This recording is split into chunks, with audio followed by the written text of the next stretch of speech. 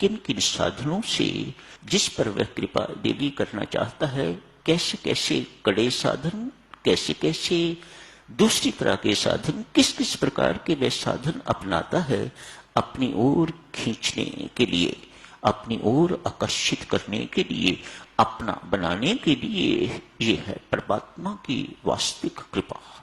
आज देखो किसके ऊपर ये कृपा होने जा रही है। देवी दासी हिम्मत करके तो शैया पर लेट गई है। गुदगुदा मुलायम बिस्तर लगा, नींद आ गई, आंख लग गई। आंख लग गई, 1 घंटा व्यतीत हुआ। 10 बजे राजा साहब पधारे हैं। देखा कि ये दासी मेरी शैया पर सो रही है। हुक्म दिया, हंटर मंगवाया। कोड़े मारे गए उस दासी को जगाने के लिए, उस दासी को डांटने डपटने के लिए। कहते हैं उन कोड़ों की बहुत पीड़ा हुआ करती है।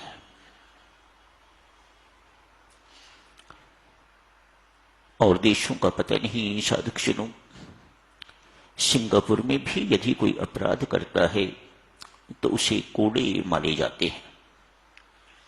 उनकी पीड़ा इतनी अधिक होती है कि इतनी जल्दी कोई अपराध करने का साहस नहीं करता।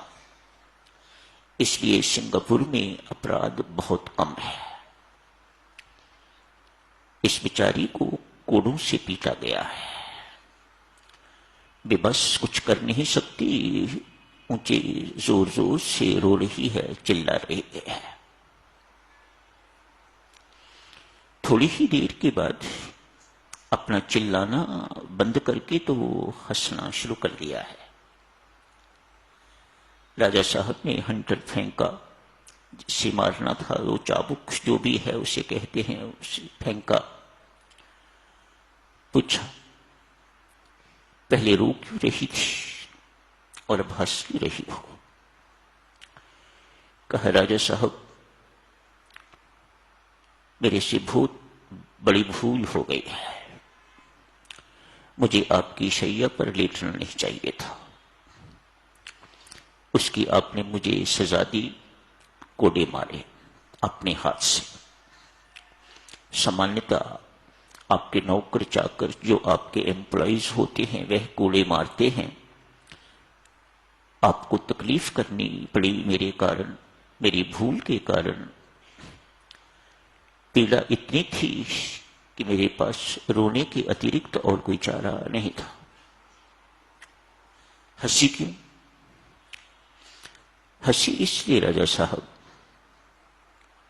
2 घंटे इस बिस्तर पर लेटने से यदि मुझे कोड़े पड़ सकते हैं, आप वर्षों से इस बिस्तर पर सो रहे हो, आपका क्या हाल होगा?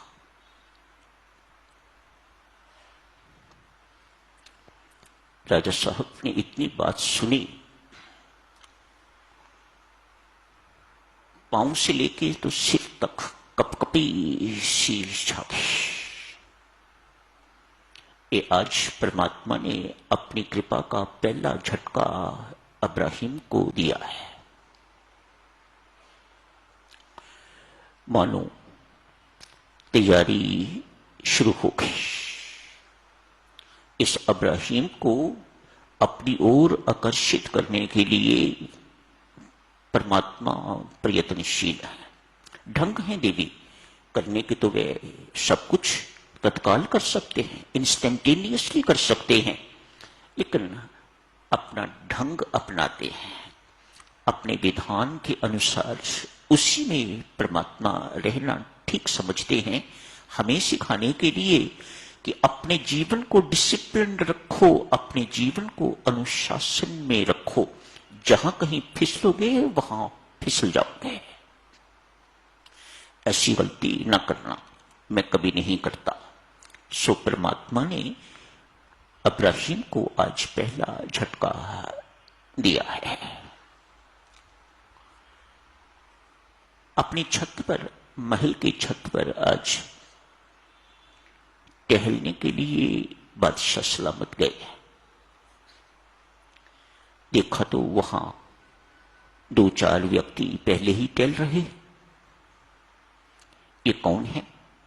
ये कहां से आ गए? किसने इनको मेरे महल में प्रवेश करने की इजाजत दी? परिचय पूछा। भाई लोगों, आप कौन हो? हम साहूकार हैं, ट्रेडर्स। यहां कैसे? राजा साहब, हमारे ऊंट गुम हो गए हैं, उन्हें ढूंढ रहे हैं। कितनी असंगत सी बातें हैं, कोई संगति नहीं है इन बातों में। ऊंट और महल की छत पर ढूंढ रहे हो आप? क्या मूर्ख हो? राजा साहब ने पूछा। कहा, ऊंट महल में कैसे प्रवेश करेंगे? और फिर महल की छत पर आप ढूंढ रहे हो, यहां तक ऊंट कैसे पहुंच सकेंगे? क्या ये बात संभव है?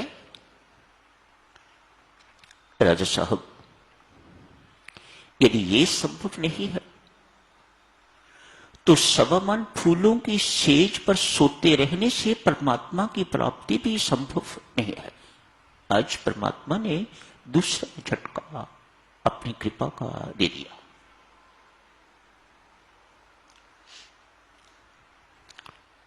मैंने अर्ज करी ना, परमात्मा की कृपा के, परमात्मा के झटके देने के नवीनतम साधन, बड़े विलक्षण साधन सिर्फ अपनी ओर आकर्षित करने के लिए ये परमात्मा की वास्तविक कृपा है। जब परमात्मा किसी को संसार से हटा के तो अपनी ओर आकर्षित करना चाहता है, अपनी ओर खींचना चाहता है। जब आपके पांव क्लबों की तरफ न जाके तो सत्संगति की ओर मुड़ने लग जाएं, तो समझ लीजिएगा परमात्मा की कृपा का शुभारंभ आपके जीवन में हो गया है।